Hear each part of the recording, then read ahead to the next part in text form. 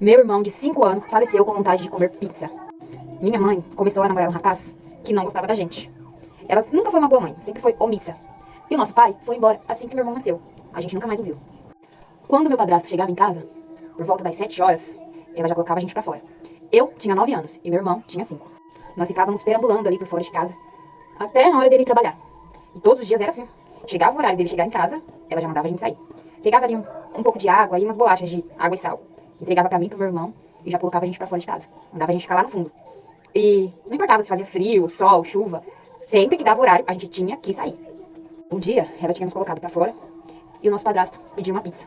O entregador chegou, deu essa pizza pra ele e ele fez questão de comer lá fora, na nossa frente. E não deu um pedaço. O meu irmão, tadinho, chorou querendo um pedaço da pizza, mas ele não deu. E minha mãe, não disse nada. Nesse dia, ela não tinha dado nada pra gente comer.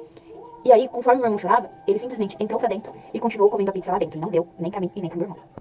No dia seguinte, o meu irmão já acordou queimando de febre. Eu cheguei da escola e ele tava ali, deitado no sofá, ardendo. E acordou já pedindo a pizza. Mas minha mãe nem ligou.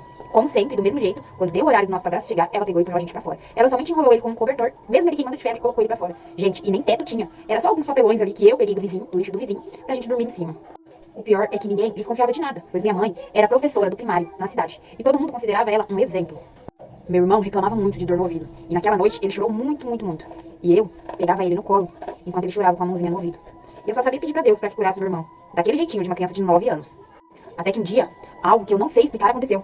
Uma mão, assim, uma luz, uma força sobrenatural estava ali presente. Era como se fosse um guardião. E ele colocou a mão sobre o ouvido do meu irmão que doía. Nessa noite, ele adormeceu. Ele dormiu a noite toda. E todos os dias depois desse dia, essa mão, essa presença aparecia. E a gente conseguia dormir tranquilamente. A gente se sentia aconchegado. Eu e o meu irmão acreditávamos que aquele era o nosso guardião. Mas o sofrimento só piora. Meu padrasto, não satisfeito, começou a abusar de mim. Eu era magrinha, indefesa. E, simplesmente, eu sofria muito. Minha mãe sabia. E muitas vezes ela até assistia, mas não falava nada. Meu irmão, tadinho, passou um tempo e ele pegou uma infecção generalizada. Por conta da febre e do frio, da omissão da minha mãe em não prestar o socorro, passou um tempo e ele infelizmente não resistiu. Ele faleceu no meu colo. Uma menina de 9 anos, que nem sabia o que era morrer, tendo que aguentar aquilo tudo sozinha. Eu fiquei com ele morto no colo até o amanhecer. Só aí minha mãe chamou ajuda. Ela disse para os policiais que ele faleceu por conta de uma infecção que ele tinha pegado. Faleceu durante a noite. Só que antes dos policiais chegarem, ela nos pegou e colocou pra dentro. Ela nos cobriu e foi como se ele tivesse falecido ali, dormindo no quarto, na cama, quentinho.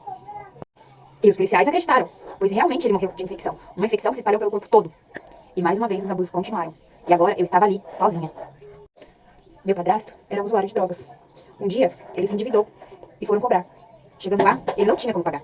Então, os caras trancaram a porta de casa e torturaram ele e a minha mãe por horas. E ao amanhecer, terminaram o serviço. Depois de 2 anos, eu finalmente fui adotada por uma família que me amava muito. Minha única dor era não ter conseguido salvar meu irmão, que faleceu tão novinho e com vontade de comer pizza. Eu, até hoje, nunca comi um pedaço de pizza. E a minha nova família também não, pois eles respeitam o meu gatilho. Se você gostou, já me segue. Uma história muito triste, né?